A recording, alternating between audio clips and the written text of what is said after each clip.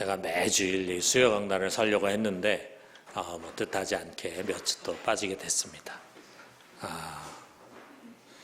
그래서 제가 지난번 설교한 걸 여러분 기억하시는지 모르겠는데 다윗이 이스라엘이 블레셋과 전쟁하는 곳에 골리앗이라고 하는 장수가 나와서 이스라엘 사람들을 꼼짝 못하게 할 때에 아무도 그 앞에 나가서 싸우려고 하지 않을 때 어린 다윗이 나가서 골리앗과 싸워가지고 그의 목을 벤 그런 것을 가지고 우리 설교를 했습니다. 자, 이 사건으로 다윗은 일약 이스라엘의 영웅이 됐어요. 이 다윗을 좋게 본 사울은 이제 그를 전쟁터로 이렇게 보냈습니다. 그를 훈련시키려고 아마 그랬겠죠. 아직 너무 어린 다윗이니까 이제 가서 찬찬히 경험도 쌓게 하려고 처음에는 좀 쉬운 일부터 시작해가지고 점차로 좀 큰 일을 그에게 맡겼을 것입니다. 자, 그런데 이 다윗이요, 그의 소임을 아주 성공적으로 잘 해냈어요. 18장 9절에 보면은 그는 가는 곳마다 지혜롭게 행하였다 그랬는데 NIV 성경을 보면은 지혜롭게 행하였다를 어떻게 번역했냐면 성공적으로 행했다 이렇게 번역을 했습니다. 자, 아마 이것을 통해서 다윗도 많이 성장했을 것이라고 생각합니다. 아마 몇 년의 세월이 흘렀을 것 같더라고 생각이 돼요. 자, 이제 다윗의 능력을 인정한 사울이 때가 되었을 때 마침 그를 군대의 장으로 세웠다. 군대 장이라는 것은 지휘관을 말하는 거죠. 그게 이제 군인들을 맡은 지휘관, 뭐 한 100부장 정도 되는 지휘관으로 세운 거죠. 자, 그래서 이제 지휘관이 되니까 모든 전쟁에 승패와 아울러서 전가가 그에게 이제 주어지게 되는 거죠. 근데 가는 곳마다 전쟁에서 승리하는 거예요. 자, 그러다 보니까 이로 인해서 다윗은 이스라엘의 소망이 되고 백성들에게 큰 사랑을 이제 받게 됩니다.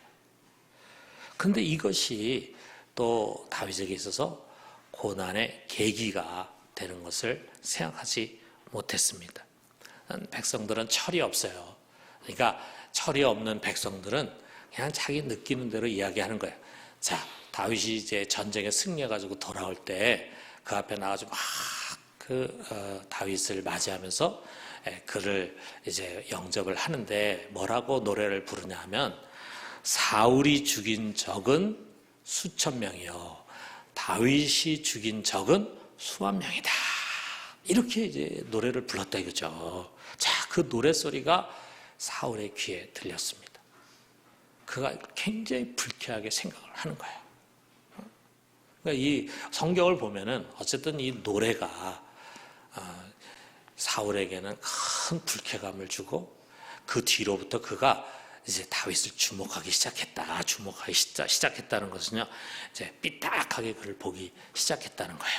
자, 다시 말하면 그 속에 이제 질투의 감정이 또 그로 말미암아 다윗에 대한 미움이 이제 막 불듯이 일어나게 된 거죠. 여러분, 이 질투라는 게 얼마나 무섭습니까? 유다 격언에 보면은요, 질투는 천의 눈을 갖고 있다. 1000개의 눈을 갖고 있는데 하나도 올바로 보지 못한다. 그런 격언이 있어요. 사람이 질투에 사로잡히게 되면은 사실을 사실대로 보지를 못하는 거야. 다 삐딱하게 이렇게 보기 시작하는 거예요. 자, 그러니까 이제 서서히 사울이 자기 부하인데 자기를 위해 싸우고 있는데 서서히 다윗이 사울에게는 두려운 존재가 이제 되는 겁니다. 그래서 이제 사울의 마음속에는 이 다윗이 좀 없어졌으면 좋겠다. 그런데 백성들 속에 너무나 큰 인기와 신임을 얻고 있으니까 어떻게 하면 민심을 거스르지 않고 이놈을 죽일 수 있을까, 이런 생각이 자꾸 생겼다 이거죠. 그래서 어떻게 했냐면 그를 천부장으로 세웠어요. 천부장이면 1000명의 군사를 지휘하는 지휘관이죠. 굉장히 높은 지휘관이 그 당시에 유대라는 나라의 군사가 얼마나 됐겠습니까? 아마 지금으로 친다면 우리나라 이 전방의 1군 사령관 정도 되겠죠. 그래가지고 최전방에 그를 배치시킨 거예요. 그래서 내 손으로 죽이지 않고 전쟁하다가 적군의 손에 죽어라 이렇게 해가지고 했는데 좀 죽어야 되는데 이러면 죽질 않아. 하나님의 손이 다윗과 함께 하니까 도리어 다윗은 최전방에서 주어진 일을 지혜롭게 하고 그리고 전쟁에서도 승리하고 그래서 백성의 사랑을 더 받게 되는 거예요. 그러니까 애가 탄 사울은 이제 계속 일을 꾸며나가는데 가만히 보니까 이 다윗이 자기 딸 미갈을 굉장히 좋아해. 그런 이야기를 듣게 됐어요. 그래서 다윗에게 혼수로 뭘 요구했냐면 블레셋 군사 표피 100개를 나한테 가져가라. 이렇게 이제 요구를 했어요. 그러면 내가 너를 사위로 삼겠다. 자, 그렇게 요구한 것은 블레셋 군대에 가가지고 그래서 이 다윗이 그 적진 깊숙이 들어가서 어려운 작전을 수행하다가 블레셋 사람들한테 좀 죽었으면 좋겠다. 이런 생각 가지고 했다 이거야. 자, 그런데 이 다윗이 별동대를 이끌고 그야말로 블레셋 적진 깊숙이 들어가가지고 200명이나 되는 블레셋 군사를 죽이고 표피 200개를 가져와서 다 사울에게 바친 거예요. 그래서 그의 사위가 무난히 됐습니다. 자, 이런 일을 겪으면서 사울은 다윗을 점점 더 미워하게 됐어요. 그래서 결국 마지막에 사무엘상 18장 29절에 보니까 이렇게 나와 있어요. 사울이 다윗을 더욱 두려워하여 평생의 다윗의 대적이 되니라. 이제는 어떻게 보면 이제 돌아올 수 없는 강을 건너게 된 거예요. 이제 하루하루 살얼음판을 걷는 것 같은데 우리 여기 나와 있는 것처럼 또 사울을 하나님 버렸기 때문에 하나님 부리는 악령이 때로는 그의 속에 들어가가지고 그를 막 괴롭히니까 그때 되면 그가 자기 컨트롤이 전혀 안 되는 거야. 그런 가운데 갑자기 창을 들고 수금을 타고 있는 다윗에게 던져가지고 그를 죽이려고 합니다. 그러면서 그는 이제 이를 죽여야 되겠다. 정말 이놈을 죽여야 되겠다 해가지고 어느 날 다윗을 잡기 위해서 그의 친위대를 다윗의 집으로 보냅니다. 그리고 그를 붙잡아가지고 죽이려고 합니다. 그런데 이것을 눈치챈 그의 아내 미갈의 도움으로 다윗은 또 이 군사들, 포위한 군사들을 피해가지고 무사히 탈출했어요. 그리고 우선 라마에 있는 사무엘에게 도망을 갔어요. 영적인 지도자잖아요. 또 자기 기름을 부었잖아요. 그에 가가지고 자기 모든 지금까지 일어난 일들을 다 이야기한 거예요. 사무엘 다 그 얘기를 듣고는 이해를 하죠. 지금 사울이 정상이 아니라는 것을 잘 알고 있죠. 그러나 사무엘이 무슨 힘이 있습니까? 그를 도와줄 수는 없죠. 그래서 그가 그곳에 사무엘과 함께 머물러 있는데 벌써 이 소문이 사울의 귀에 들리니까 그가 군사를 보내가지고 그를 잡으려고 했어요. 자, 이후로 다윗이 어디에 있다라고 하는 정보만 들어오면은 사울은 만사를 제끼고 군대를 끌고 다윗을 잡기 위해서 그곳으로 갔습니다. 다윗은요, 이리저리 도망을 다니게 됩니다. 우리가 이제 뒤에 보면은 이리저리 도망을 다니다가 결국은 외국에도 가봤지만 거기도 살 수가 없어. 이스라엘 안에 광야로 들어가게 됩니다. 사람이 없는 광야, 거친 땅, 거기에 들어가서 광야 생활을 시작을 하는 거예요. 자, 훗날에 사울 왕이 죽습니다. 그리고 사울 왕이 죽은 다음에 헤브론에서 이 다윗이 왕이 되는데 그 왕이 될 때 그가 30세였다 기록이 돼 있어요. 우리가 추측컨대 아마 이 광야의 세월은 약 한 10년 정도가 조금 넘지 않았을까. 이 다윗이 사울을 피해서 도망다니면서 고생한 시간이 한 10년 정도 되지 않을까. 이렇게 우리가 생각할 수 있습니다. 자, 어린 나이에 영웅이 되고 젊은 나이에 천부장에 이어서 왕의 사위가 되는 등 그야말로 승승장구 출세가도를 달렸잖아요. 얼마나 부러움의 대상이 됐겠습니까? 그런데 어느 날 갑자기 다윗이 말이에요. 이 모든 것을 다 한꺼번에 잃어버립니다. 그리고 그야말로 대역 죄인이 되는 거예요. 국가의 대역 죄인이 되는 거예요. 그래가지고 이스라엘의 왕인 사울과 그의 군사에게 쫓겨서 도망을 다니면서 가난과 궁핍 그리고 죽음의 위협 여기에 내몰리게 되는 겁니다. 자, 우리가 앞으로 다윗의 이 고난의 과정 속에 일어난 구체적인 사건에 대해서도 나누게 되겠지만, 오늘은 이 다윗의 전체 고난의 시간이 갖는 의미가 무엇인가, 이거를 우리가 좀 개관해서 살펴보고 싶습니다. 여러분, 참 이 다윗이 고난이 여정이 얼마나 힘들었겠는가, 그냥 광야에 가서 천막을 치고 사는 것도 쉽지 않을 텐데, 그것이 안에 광야 끝까지 쫓아와서 죽이려고 하는 사울을 피해서 이리로 도망가고 저리로 도망가고 하면서 먹을 것이 없는 가운데 때로는 굶주리면서 궁핍하게 살아가 있던 다윗의 삶이 얼마나 힘들고 어려웠겠는가. 자, 사무엘서라든지 또는 역대서에 이제 그런 내용들이 나오는데, 그것은 큰 사건 위주로 전개되니까 그 속에서 실제로 이 다윗이 갖고 있던 그 심령의 고통이 잘 표현되지를 않습니다. 자, 그런데 우리가 잘 아는 것처럼 다윗이 이 시절에 많은 시편을 썼습니다. 그리고 그 시들이 우리 성경의 시편 속에 기록이 되어 있는데, 그 시편에 수록된 다윗의 시는 그의 깊은 내면의 상황을 우리 속에 잘 소개를 해주고 있어요. 자, 대표적인 시를 하나 소개를 해볼게요. 마치 오늘 새벽 기도의 본문이었는데, 이 다윗이 사울을 피해서 굴에 들어가서 숨어 있을 때 그가 지은 시다, 이렇게 소개가 되고 있어요. 자, 시편 142편 1절에서 7절. 제가 한번 천천히 읽어볼 테니까 여러분 들어보세요. 내가 소리내어 여호와께 부르짖으며 소리내어 여호와께 간구하는도다. 내가 내 원통함을 그의 앞에 토로하며 내 우환을 그의 앞에 진술하는도다. 내 영이 내 속에서 상할 때에도 주께서 내 길을 아셨나이다.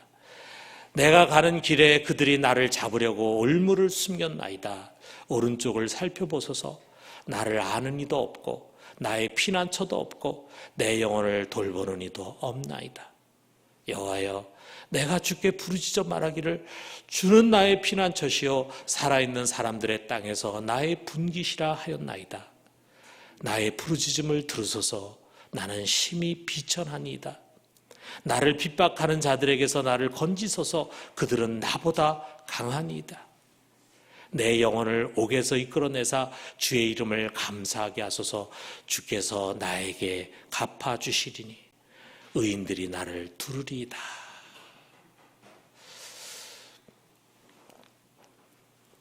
여러분, 우리가 이 다윗의 그 역사적인 배경을 생각하면서 들으면요, 참 이 한 구절 한 구절 단어 하나하나 속에 흐르는 아주 깊은 고뇌, 두려움, 억울함, 분노를 잘 이해할 수 있을 거예요. 보면은 여기 원통함이라는 말, 우환이라고 하는 말, 내 영이 내 속에서 심히 상해 있습니다. 그들이 내가 가는 길에 나를 잡으려고 올무를 놨습니다. 오른쪽을 살펴보십시오. 나를 아는 사람도 없습니다. 나는 피난처도 없습니다. 내 영혼을 돌봐주는 사람도 없습니다.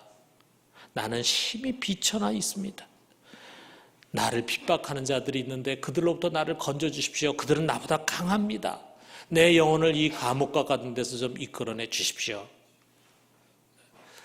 그 광야의 굴에 갇혀가지고 두려움에 떨면서 이 시를 지었을 것이라 이거죠. 자, 이런 식의 고난을 그가 잠깐 겪고, 그리고 이제 하나님께서 응답해 주셔서 구원해 주셔서 그가 다시금 회복되는 그런 역사에 있었으면 얼마나 좋겠습니까? 짧게 당하고 끝난 게 아니에요. 자그마치 10년이라고 하는 아주 길고 긴 세월, 그 세월을 이와 같은 고난의 시련을 겪으면서 살아야 했습니다. 자, 우리는 먼저 이런 질문을 좀 해보고 싶어요. 왜 이런 고난이 다윗에게 왔을까? 다윗이 잘못한 거 없잖아요, 여러분. 우리 잘 알잖아요. 나중에 다윗이 왕이 된 다음에도 그에게 어려움이 찾아옵니다. 막 압살롬이 반역을 일으키기도 하고 막 어려움 찾아와요. 그거는 어떤 의미에서 보면 다윗이 지은 죄에 대한 징계의 성격도 있어요. 자, 그런데 지금 여기는 아니라 이거죠. 그런데 분명히 하나님이 함께 하시는 다윗이잖아요. 그래서 가는 곳마다 그가 승리할 수 있었고 모든 일을 지혜롭게 할 수 있었잖아요. 주의 손이 그와 함께 했잖아요. 그런데 왜 그에게 이런 시련이 왔나 이거예요. 왜 그렇다고 생각합니까, 여러분? 왜 이 다윗에게 이처럼 고된 그리고 길고 긴 시련이 왔는가? 여러분 왜 왔다고 생각합니까? 한번 자기 옆 사람하고 한번 얘기해 보세요.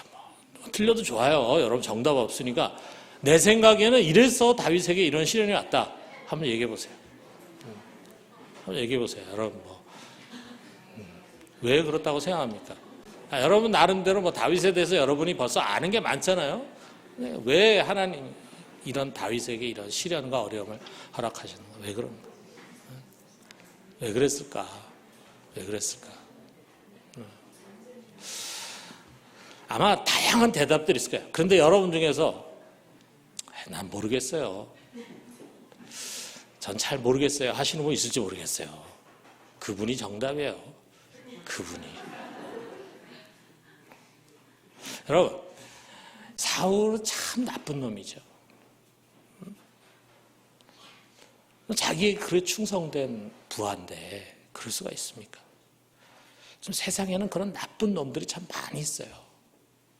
우리가 세상에 살아갈 때 우리가 양심적이고 정직하게 바르게 살아가려고 할 때 태클을 거는 그런 나쁜 사람들이 있습니다. 그런 사람들이 태클을 걸어서 우리들에게 고난이 찾아올 수 있어요.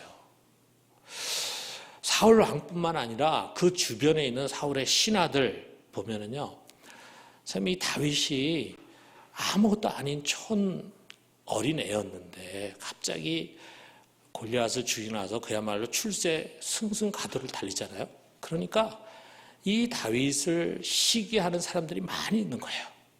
자, 그런 사람들이 있지도 않은 것을 가지고 온갖 가짜 뉴스를 만들어 가지고 다윗을 모함합니다. 다윗이 이 성경 속에서 종종 그런 얘기를 합니다. 또 시편 속에 보면은 하지도 않은 일을 했다고 얘기하고 하지도 않은 말을 했다고 사울에게 거짓으로 고해서 사울로 하여금 다윗을 진짜 미워하게 만드는 거예요. 그러니까 여기 사울이 우리가 지금 자세한 내용은 나와 있지 않지만 물론 사울도 자기 속에 질투심에 해서 그랬지만 옆에서 그거를 부추기는 사람들이 많이 있었다. 나중에 우리 아브넬이라고 하는 군대 장관이 나오는데 아브넬 역시 대표적인 사람 중에 하나예요. 다윗을 시기해가지고 그래서 사울로 하여금 그를 미워하게 만든 거예요. 자, 이런 나쁜 인간들이 잘못이죠. 자, 그런데 우리는 그 이면에 하나님의 뜻을 묻게 되지 않겠어요? 왜 하나님은 다윗에게 이런 고난을 허락하셨는가? 여러분 생각해 보세요. 다윗이 자기가 힘이 세서 사자와 곰을 물리쳤겠어요? 자기가 싸움을 잘해서 골리앗을 죽였겠어요? 하나님께서 그로 하여금 사자와 곰을 물리쳐서 양을 빼앗아 오게 하고 그리고 골리앗도 죽게 했잖아요. 그래서 그런 하나님이 왜 이 불의한 사울 왕을 때려 눕히지 않으셨는가? 정의로우신 하나님이고 공의로우신 하나님인데 왜 이렇게 다윗을 억울하게 만들고 있는 이 나쁜 사울 왕을 하나님 제거하지 않으시고 좀 다윗을 구원하지 않으셨는가? 왜 그러셨는가? 왜 그랬습니까, 여러분? 우리 모릅니다. 아마도 이게 가장 정직한 대답일 거예요. 왜냐하면 성경에 내가 너를 이처럼 고난 가운데 내보내는 것은 이러한 뜻이 있기 때문이다라고 하는 말씀이 나와 있지 않거든요. 우리가 이제 유추해가지고서 생각하고 판단을 하는 것일 뿐이지 정확하게 하나님이 그것을 말씀하지 않거든요.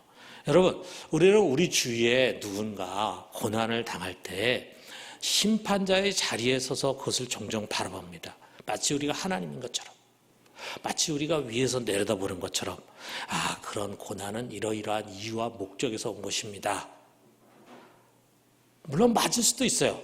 그렇지만 우리가 보다 겸손하고 정직한 말은 나는 모른다입니다. 모른다. 우리가 때로 우리 언어 중에는요 정말 교만한 말들이 많아요. 마치 자신이 하나님을 잘 알고 있는 것처럼, 마치 하나님을 대변하는 것처럼 그렇게 해서 하나님이 이렇게 말씀하셨고 이게 하나님의 뜻이다라고 하는 것을 우리가 너무 쉽게 이야기를 해요. 여러분, 정직하게 말해서 우리가 그 하나님의 깊은 섭리를 어떻게 다 알 수 있겠습니까? 이 말씀 한번 생각해 보세요.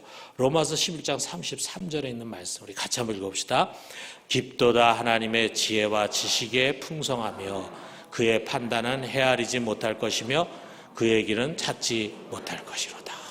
참, 이 다윗의 이 성령, 이 귀한 말씀, 깊도다 하나님의 지혜와 지식에 풍성하며 그의 판단을 헤아리지 못할 것이며 그의 길은 찾지 못할 것이로다. 세계의 역사와 또한 세계의 모든 흐름을 그의 주권자 되신 하나님께서 움직이시는데 그 하나님의 길을 우리가 어떻게 헤아릴 수 있겠습니까? 여러분, 지금 세계에서 일어나는 다양한 일 속에 우린 그런 질문하죠. 왜 하나님 그런 것을 허락하시는가? 왜 하나님이 그런 것을 내버려 두시는가? 이런 질문을 우리 많이 하지만요, 우리는 그 답을 모릅니다.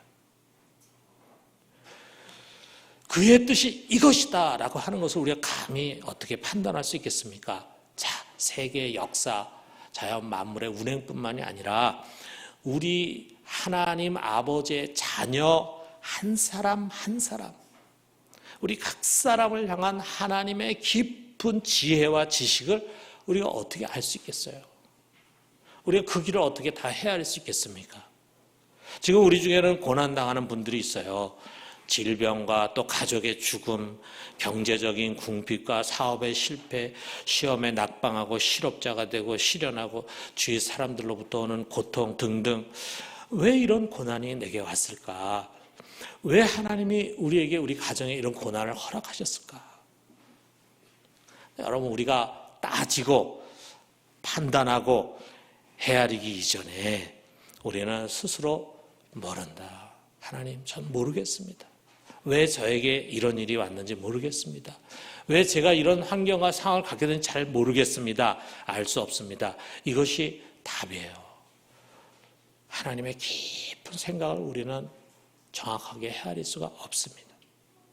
다윗에게 왜 이런 고난을 허락하셨는지는 우리는 잘 몰라요. 그런데 우리가 확실하게 아는 것이 하나 있습니다. 그것이 뭐냐?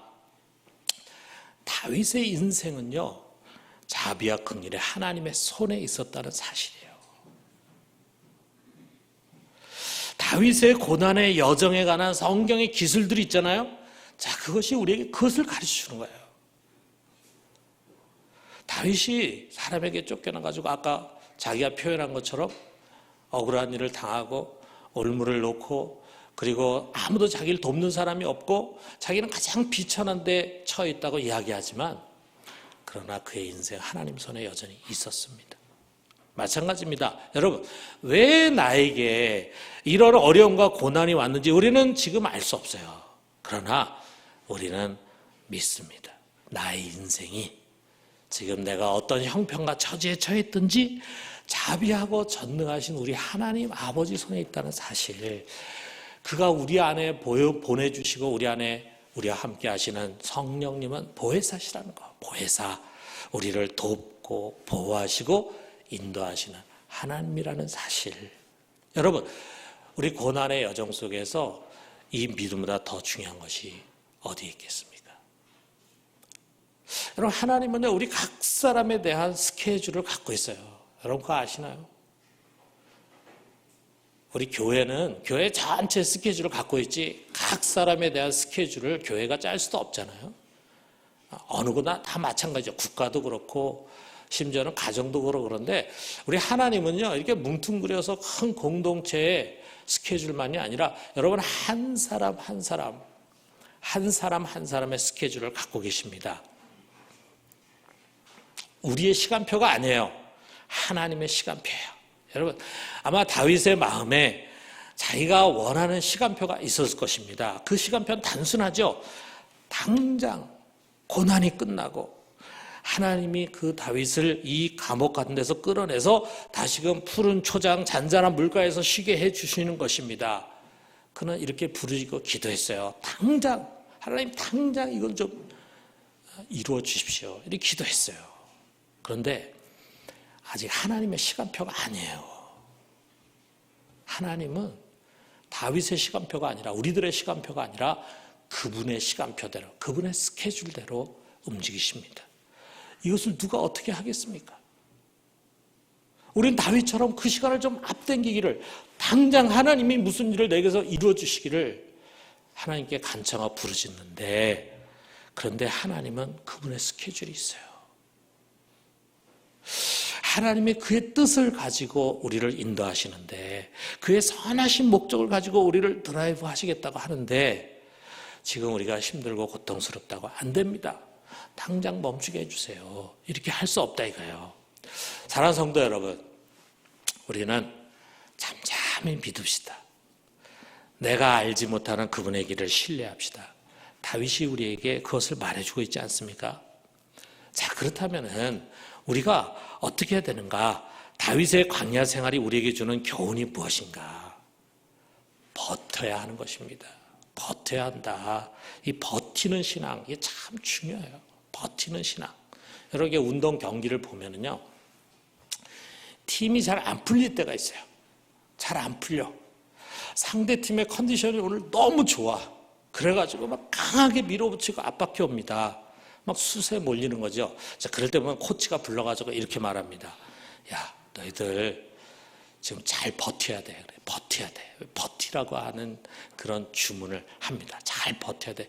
잘 버텨서 이 고비를 넘기면은 우리에게 반전의 기회가 온다. 라고 주문해요. 자, 잘 버티는 것이 어떻게 보면 소극적으로 보이죠. 적극적으로 치고 나가는 것이 아니라 적의 공격을 막으면서 버텨주는 거예요. 근데 여러분, 우리 신앙에서는요, 이 버티는 신앙이 참 중요합니다. 다윗은 말로 다 할 수 없는 이 시련의 시간들을요, 버텼습니다. 우리가 다윗의 10년의 광야 생활을 한마디로 표현하려면 그런 버티는 신앙생활을 한 거예요. 그는 포기하지 않았어요. 아무리 절망스러운 상황이 와도 그는 포기하지 않았어요. 그는 등을 돌리지 않았어요. 도망가지 않았어요. 때로는 10년이라는 긴 세월 속에 무의미해 보이는 지루한 광야 생활이 계속됐지만 그는 꺾이지 않았습니다.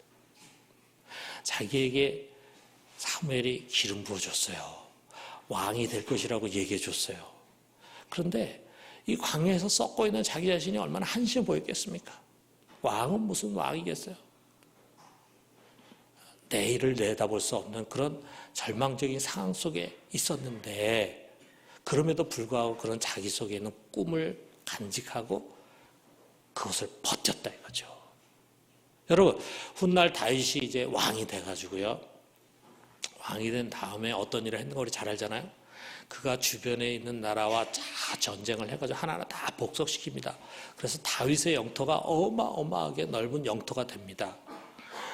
왕궁을 짓고 그리고 나라의 틀을 세우고 그러면서 그야말로 영광스러운 이스라엘 왕국을 건설하는 거죠. 자, 여러분, 그때하고 한번 비교해 보세요. 그의 광야 생활에서 한 것은 아무것도 없습니다. 어떻게 아무 의미 없는 시간을 보낸 것처럼 생각이 됩니다. 그런데 여러분, 이 광야에서 다윗은 더욱더 위대한 신앙을 우리들에게 보여줍니다. 모든 고난 속에서 버티는 신앙이에요. 버티는 신앙. 우리 요셉도 역시 마찬가지지만 고난 속에서 버티는 신앙, 그것이 고난을 당하는 후대에 있는 우리 후배들, 이 시대를 살아가는 우리들에게는 얼마나 귀한 귀감으로 보이는지 모릅니다.